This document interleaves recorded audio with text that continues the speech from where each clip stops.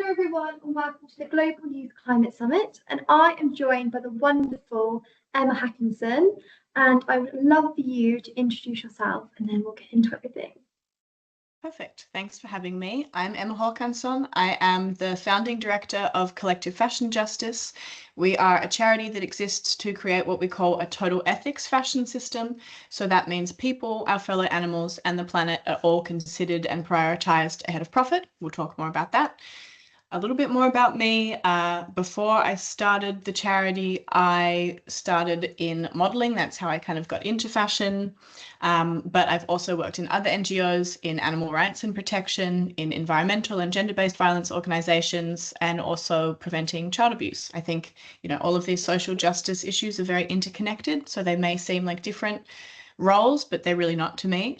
I've written 3 books. One is called Total Ethics Fashion, and I've also directed a number of films. A lot of them are about fashion.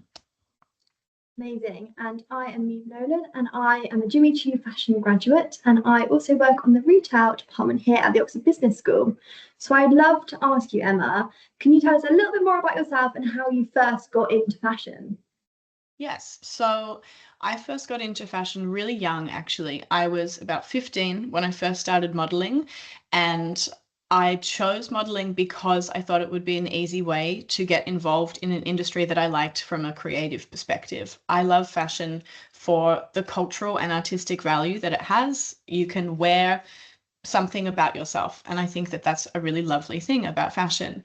But the more that I was involved in the industry and making my money from the industry, I started to become increasingly uncomfortable with what I was helping to sell, because I was learning more and more about the fact that most of the people who make our clothes are not paid a living wage and they're exploited.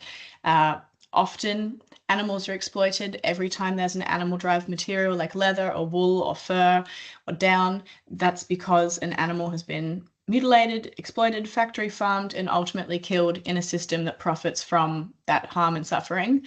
And both of these things are also interwoven with environmental issues. So I started to be more specific about the kinds of things I would model for. That became more and more difficult to make money because the fashion industry is not so ethical. But over time, I started to find the brands that specifically wanted to work with someone who was interested in representing more responsible brands.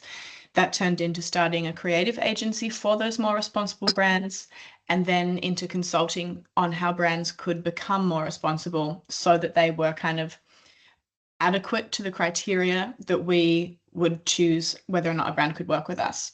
Over time, I didn't want to just help to sell more stuff, though. I wanted to really be involved in changing fashion at a systemic level. So that's why I'm now doing research and consulting with brands to change their policies, and also working at a government and intergovernmental level for that change. Can you talk more on that point of how you're really going now behind the scenes and working on sustainable ethical fashion? Yeah, so in my view and the organization's view, change has to come through a broad ecosystems approach. Government legislation intersects with the industry. The two bounce off of each other. The two also bounce off of citizens and consumers and how we engage with these things. And students they play a really important role. If we don't engage with education systems, then we're not engaging with the next generation of fashion designers, policymakers, you name it. So we try to engage with all of these, and we try to make sure that our work in doing so is really rooted in evidence and science-based evidence. So for example, last year we worked with Cornell and NYU to produce the first methane footprint for the fashion industry, which, fun fact, we found out that 75% of all methane emissions in the fashion industry come from animal-derived leather, wool, and cashmere, despite those materials being just 4% of the overall materials used by volume. So we do a lot of research and a lot of advocacy, really. A big part of my job is trying to convince people of things through a mix of evidence, but also just maybe political savviness and an attempt to have people connect to a natural empathy that we've maybe lost over time. So, sort of in your words and in simple words, what does total ethical fashion actually mean? And what would you say sort of day to day that means for everyone? Mm. So total ethics fashion, I coined that term to try to cut through this idea that we have sustainable fashion on one side that's all about the planet, and on the other side we have ethical fashion as this totally separate idea that is mostly just about people, and animals we sort of forget about in all of it. Total ethics fashion instead is asking to look holistically and think that people and animals and the planet should be equally considered. We shouldn't accept that a bag is animal free, but it's made from fossil fuels that are harming the planet. And equally, we shouldn't say a bag is ethical because the person who made it is paid a fair wage, a living wage, but it's made from an animal who was killed. We want to consistently consider all three of those groups. In day-to-day practices, what that means for people is first that they should really care for the clothes that they already have. We have way too much new stuff being made and wasted every day.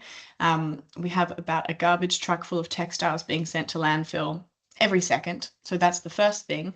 But we also encourage people to ask brands before they buy if the people who make them pay a living wage, and to try as much as they can to avoid buying new animal-derived, fossil fuel-based and deforestation-driven materials.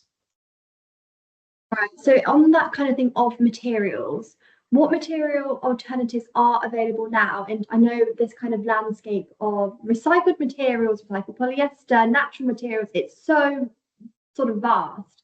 Where are we now and where do we kind of start from sort of some and a consumer perspective as well? Mm. So I think first it's important to acknowledge it is really hard from a consumer perspective because we're dealing with a lot of greenwashing, and ultimately it should be the responsibility of the fashion industry and government to Yeah. fix that a lot more. But we have to acknowledge that we play a role as well. There's some great resources like Good On You and also our website at Collective Fashion Justice that explain more about different materials. But plant-based materials, particularly if they are recycled or organic, are a better option because they will biodegrade and compost if they've not been processed in a bad way. And they also are not made from fossil fuels or other things like that. If you look at more kind of innovative alternatives to materials that we previously have been using, if we look at leather, for example, there are about 80 different innovative companies working on alternatives. That doesn't mean they're all available yet, though. So a lot of this work is in scaling up these solutions and asking the industry to use them more. But there are some great ones that are available. For example, we have worked with a few different companies. One that I had a meeting with earlier today is called Uncaged. They're in America, and they brew proteins from different plant materials. And that protein ends up having a similar structure to collagen, like in skin. So we can do pretty cool things now. That is amazing. I mean, the scientific research behind it as well. I mean, I've heard of things like pineapple leather and all sorts of Mm. things. You know, it's really sort of growing at the moment, which is great and very much needed. For designers and students, how can making clothes last slash kind of can be repaired or reused, reduced? How high of an impact do these materials sort of have? And how as students, you know, and designers does their impact have on, you know, the world as well? Mm. So I think from a design perspective, first, the materials that you choose are extremely important. Is a single impact category, if you look at the whole supply chain and like lifespan of a product, which raw material you choose is the most important thing from a climate, from a biodiversity, from a land perspective. So really researching and considering materials is important. But then I think one thing that is less sort of scientific in the way that we consider it normally is it's important for us to think about emotional longevity. So fast fashion is not about that at all. It's just like, let's make a lot of stuff. Let's not think that creatively about it. It's really just for profit fashion. If we as designers make things that we really care about and we think are beautiful and that we want people to want to have for a long time, we're therefore more likely to choose higher quality materials and to make them in a way that is to a higher quality that will last. And all of those things add up to a kind of emotional longevity, which means the person who bought it is going to think it's worthwhile investing in repairing that and in looking after it better, in washing it better. And that is where the individual can play a role in helping their clothes last longer. And students all have a role to play in that new system. You know, whether you're going to be the designer, whether you're going to be someone who is looking at the scientific side of things, or be in policy, or just be a person who grows up and buys clothes and is a citizen just as you are now. It's all important. It's difficult. As someone who loves fashion and, you know, likes to buy clothes, and I really try and look for quality and sustainability, but it's difficult in such a world where there's so much, you know, you're being told so much as well. I think you're right in really like looking at the what is the material, looking at the care label, and trying your best to consume. I know it's difficult, but you know, there are things out there to, and like researching as well and looking on your sites too. What is sort of the most honest way to talk to shoppers about potentially buying less or buying differently or buying sort of quality goods rather than sort of fast fashion? So I think the number one thing I would want people to know is there's this research. It's from an organization called the Hot or Cool Institute, and it says that people in the Western world, us, should only buy 5 newly made garments each year if we want to exist within planetary boundaries. That is so many less items of clothing than most people buy in the countries that we are coming and speaking from. So the number one thing is, you know, could you try the challenge of 5 a year? If you can't and you consider how many you're buying now, how can you reduce that down? Often we talk about fast fashion and people say it's more accessible because it's more affordable. People who are genuinely experiencing poverty are not the reason that the fast fashion industry exists, because actually those people have always been very good at ensuring that their clothes last a long time because they repair them out of necessity. The reason fast fashion exists in the way it does is because there's a lot of people who buy large quantities of fast fashion. If we change that way of thinking and instead of buying 10 tops from a fast fashion brand, we saved up to buy one shirt that was actually much more beautiful, made to a much better degree, from a nicer material that would last us a longer time. That's actually good for us and our wardrobes, and it's good for the planet and for the people who made it and for the animals if you're considering those too. So that is really one thing I'd encourage people to think about, and also to think about how they can shop vintage and secondhand more. There's so many beautiful clothes that just already exist. And also a lot of designers that are doing really interesting work in upcycling those and bringing new life into them. Yeah, no, definitely. I am all about vintage shopping at the moment, secondhand shopping, car boot sales. I love it. And actually, it's quite on trend at the moment as well. But no, I love it. I'm actually interested to know when you are looking to buy something, or you're looking for a new top or whatever it might be, how do you shop? What are things that you're looking for? So I start by looking in my own wardrobe and thinking about if it's something I actually need. Is it going Yeah. to fit in with my other pieces? Is it kind of something I already have? Is it really going to kind of exist within my wardrobe? Then I always first go to vintage and to Depop, whatever online or in-person vintage place, to see if I can find something like that first. And if I really, really can't, then I go to websites like Good On You and to others that are assessing brands based on their impact on people, animals, and the planet. And I'm looking at those, and I'm looking for brands that pay living wages. I'm avoiding animal materials. I'm avoiding synthetics. So I'm doing quite a lot of Yeah. work. Yeah. But it's, you know, I love fashion, so I actually enjoy doing that. And the challenge of being really hyper specific about what you buy means that you end up with a wardrobe that you appreciate much more and that is much more you than if you kind of mindlessly buy something as soon as you see it, which is another point. I really encourage people to, if they like something, sleep on it for a couple of nights and see if you actually still like it. Yeah, I started to do that. If I see something in a shop that I like, I actually step away and I think the next day, am I still thinking about that item? Do I really, really want it? And actually half the time it's just one of those things you see in a shop and you don't want anymore because it's Yeah. such a sort of quick buy thing. Or there are things where I think actually no, I do really want that. And I think again that kind of creates that story and that sort of making it personal to you and you are going to have it for longer. Mm. I'm interested to know if you could stop one practice this year which could quickly cut warming pollution, like things like methane, what would you pick and why? So I would certainly want to address methane over other greenhouse gases, not because it's more important, but for context, methane emissions are about 86 times more potent, so they warm the climate in a more extreme way than carbon dioxide in the short term. That's bad, but they also don't last nearly as long in the atmosphere. So carbon dioxide lasts for like hundreds, if not thousands of years in the atmosphere. It's like 10 or 20 years for methane. So if we had the fashion industry right now cut out all of the most methane intensive materials, we would very quickly see global temperatures drop. So that's why I would want to focus there. And as I said before, 75% of fashion's methane emissions are coming specifically from animal derived leather and wool and cashmere. So I would be getting targets for the fashion industry to rapidly reduce and move beyond those materials and invest more in all of the plant-based leathers and hemp and recycled materials and everything that we can use to replace them more effectively. Yeah, amazing.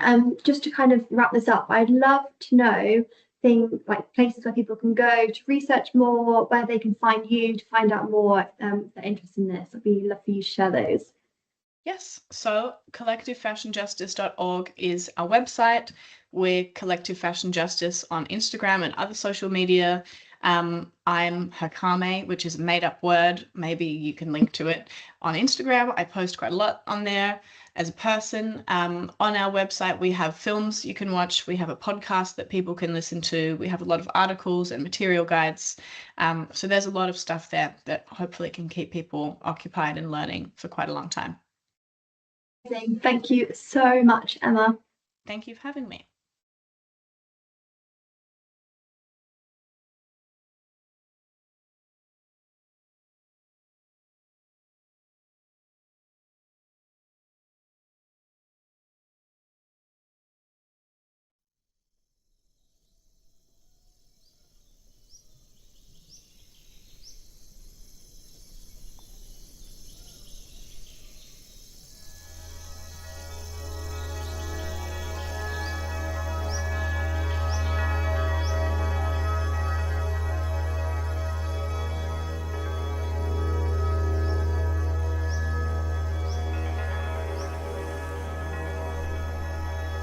Muhu ika mahuka.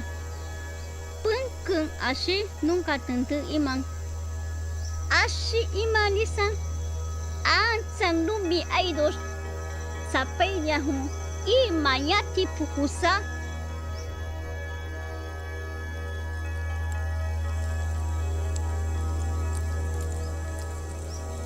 Hu ika mahuka. Ika nga alisi aho asamte. Ishka nuya takaku ishka takasbitu sa sakat imasa sagun.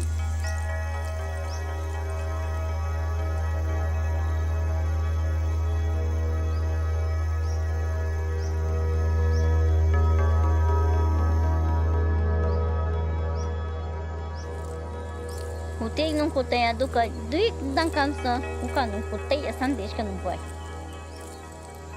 Hu nung huang huka. Aish mang umabit kasa. Hutishka nung kutay asante ishka nung kwahi.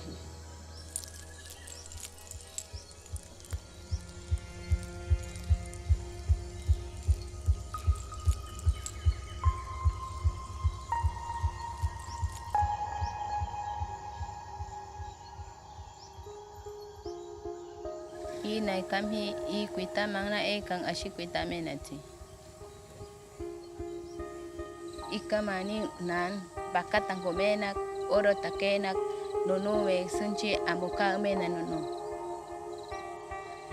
Mina ikam hunak kontinu munta tangkomenak oro takenak sunci amuinawe.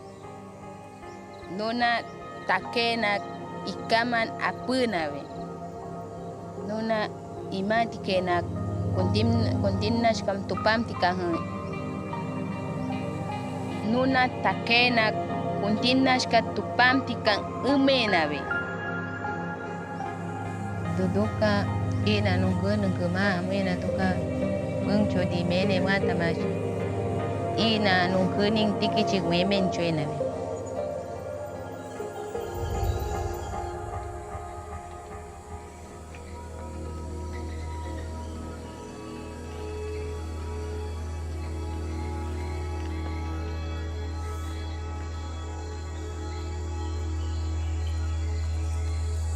ika manonin shihin ayabe dunia ginunuia hukina hana nungkutenye.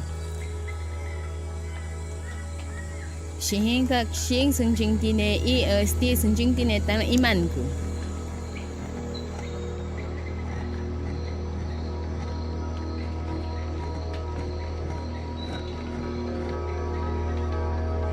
Shinhihat ka tsahi duti ka iskam. Baki chik tsamak ayam tika dui tsamaku shinka kunzate. Sui kwashat tahe. Inay kam hin ihut ko asan.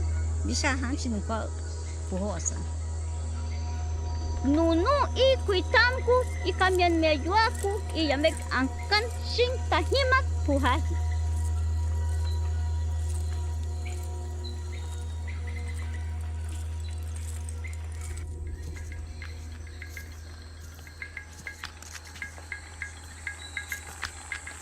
Shihin kuitamang Issac gabakaim ti edos kam I kuitam.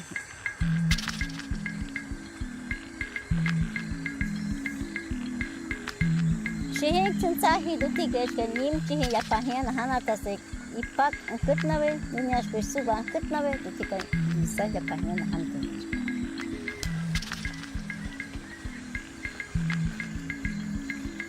I takang nunu ashi ans antui na kuing mag takamene.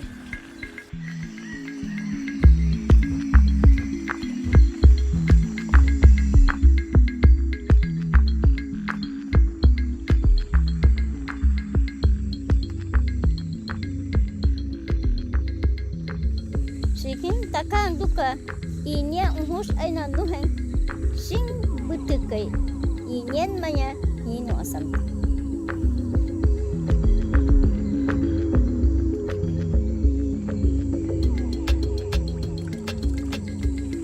Shihin takaku ina kuit ikam his kuitam. Shihin kuitamku shihin manyat mo iska manyati tahimat mo. Uti shihin nahan na dugna imo hinero amping kutenak punkung hinar. Shihin takasa ahapa mashkam nunkano yahashkam busumenchove. Shihin nahamang duka suhahi empresa kasagori tawanay aguna. 7 veces kamang patat na ve huha pintata sa iba tika kwa shin punkung. I takang nuna shin ana sa humen nabe I na ikamhin ya takamo sam.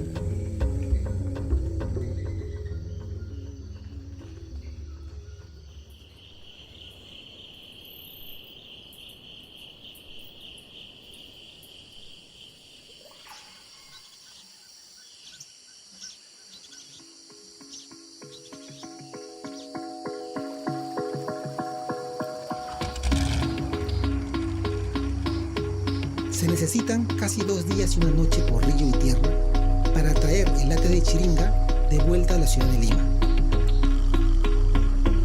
La moda es creativa, necesita opciones variadas, texturas y cualidades, y todas existen en la naturaleza si trabajamos con ella.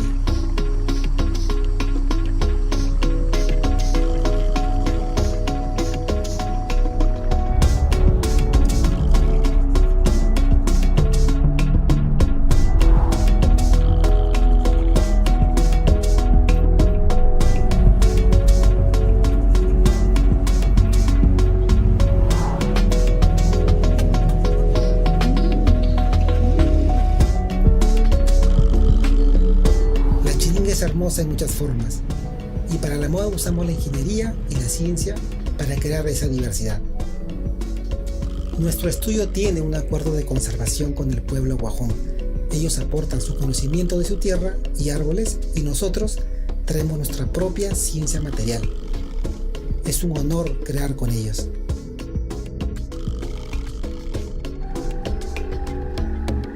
Y ahora podemos combinar lo natural y lo mecánico, fortaleciendo la chiringa y adaptándola a la imaginación de los diseñadores.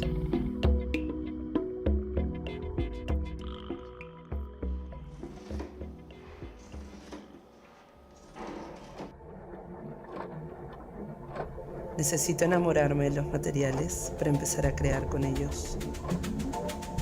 La manera en la que combino colores y formas en mi trabajo es un estudio de cómo las personas en las comunidades en Perú se visten.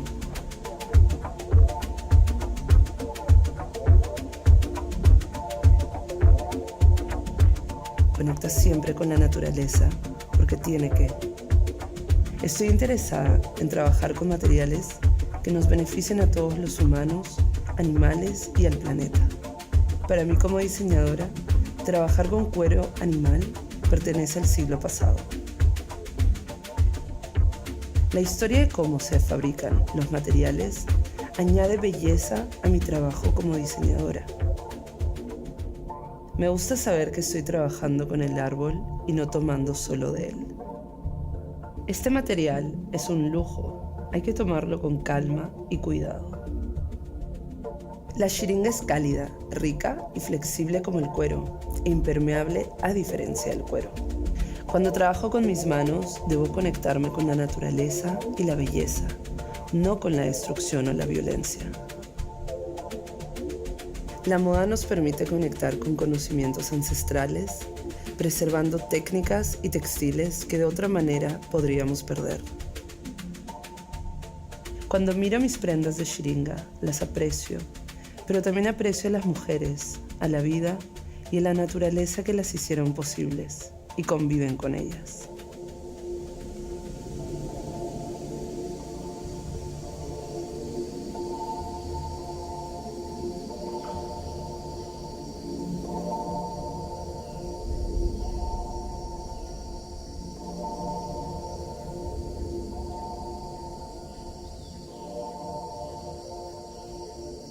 Este es el futuro de la moda.